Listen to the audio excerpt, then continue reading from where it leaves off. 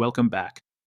We are still working on the MapleGRC CyberSecure Canada implementation, and this is the fourth video, which covers the Protect and Detect guideline. So in the last video, we looked at creating a policy, and we also ran the analysis on the audit itself, right? So we clicked on CyberSecure Canada, and then we clicked Run Analysis.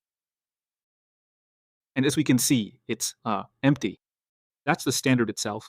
Now there's a little star here. If I click on each one, it'll start showing me conformity audits, from the tool's perspective, some notes, and which evidence file was used for that. I can go and add them one by one, autofill them individually, or I still have the option here to autofill all, which is what I'm going to do. Let's see where we are at right now. It takes a minute and refreshes. You see, here we go. We're at 2 implemented and 77 not implemented right now. And it shows, for each item what's implemented, what's not implemented, and it adds a note explaining why it thinks that. And it also links to the evidence itself. So for example here, there's a requirement to identify internal staffing levels for cybersecurity, both as a number and as a percentage. And it explains the reasoning for why it's considered partially implemented. For example, here it says in that doc, in the roles and responsibilities section, you have that, but you don't actually have the number itself. Okay, so we actually need to add that. And always keep the evidence here organized. So this is a good start, to, begin seeing what's implemented and what's not. And, if we look at the last one here, it's actually implemented, and that's because we have the policy ready. That's the policy we approved yesterday. Alright, so let's go back to the home page. And our goal is to have this as green as possible. So, we finished the governance section, right? So we have the context, the users, the assets, the roles and responsibilities, and the policy. So we have the governance. Now, based on that, let's get to work. And it starts with the vendor assessment. We looked at that briefly. And when we add tools, we should see their env, their files. I don't have that here because it's a demo environment. In here, you should see that it's connected, and based on this, you'll see whether they have certification or not. If not, and if it's critical, we suggest clicking on template here, copying this email, and sending it to that vendor. This email asks them if they have a certification.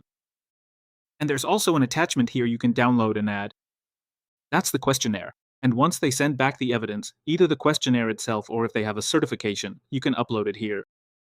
This is only for the tools that aren't supported by Maple, but most of the tools are supported, meaning it will show up automatically. So that's the vendor assessment section. Now, Protect Guideline, that's when the work starts. So when we click there, you'll see it's empty.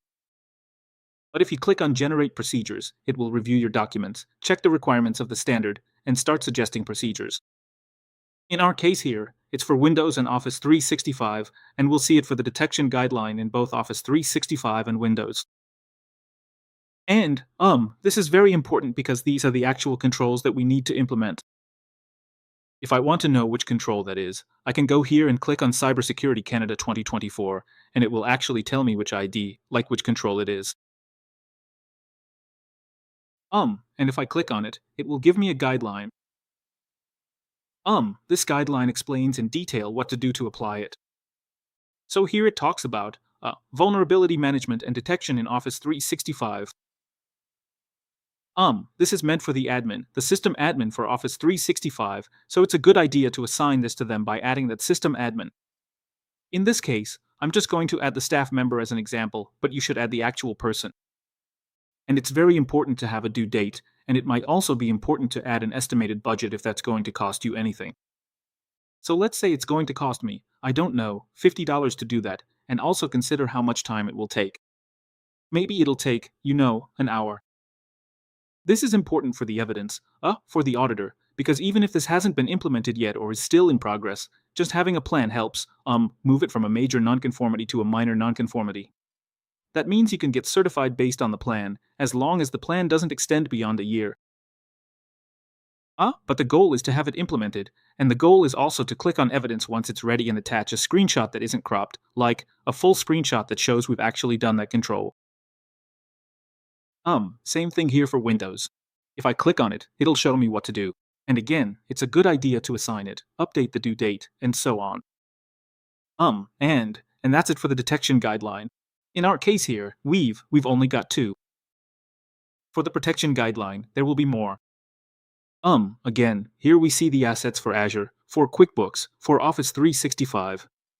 And if you see it's empty, please click on Generate Procedures and it should fill in these items. Now it's a longer list. If I want to know why I have this list, remember, always click on the standard you want to follow, so in this case, 2024, and you'll see the controls ID here. So if you have the standard handy, you'll see why you need this control.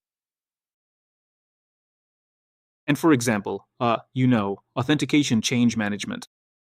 So for example, just click here and you'll find, the steps for how to do that. So, another example here. When you open it, it says, go to Security with Microsoft, go to Policies, go to DKIM, enable it. So it gives you the steps you're supposed to follow. It helps the IT team know what X and Y are. But these are just guidelines. As long as you apply the control and the control wording is included in the document, and this is also its ID. And it's in progress just the same. You can assign it to someone, set a deadline, and upload the evidence once it's ready. It's a long list because that's the actual core work. And you would do the same for QuickBooks, the same in this case because we're using QuickBooks, and the same goes for Azure. So if I click on Authentication Management in QuickBooks, it's asking me to, sometimes the control itself is within the tool, and sometimes it's a document like that. So it depends on what you're doing. So again, this is using, for example, password management, like Google Password Manager. And that's really it. So once you upload these files and the screenshots for them, you would need to go back here and basically click Access Readiness and run the analysis again.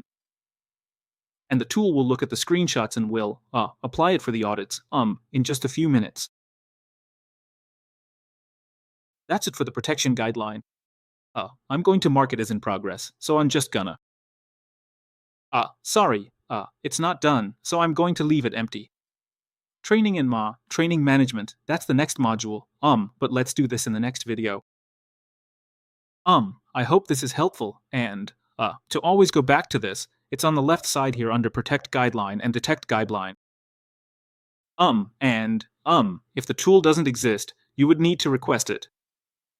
Meaning when you go back to, adding assets, if, when you add software here, you don't find the asset you're using, we would ask you to please notify the team. You can do this by just sending a quick request here in the chat, or you can go to the left side here under, Organization, and you'll see Request Tools under Organization, and you can request the tool there. It will ask for the name of the tool, a URL to its website, and a description of what you use it for. Click Submit, and within 3 business days, you should find the guideline for it, so you'll know what you need to do when it comes to CyberSecure Canada. I hope that's helpful, and in the next video, we'll look together at the next module, which is Awareness and Training. Thank you.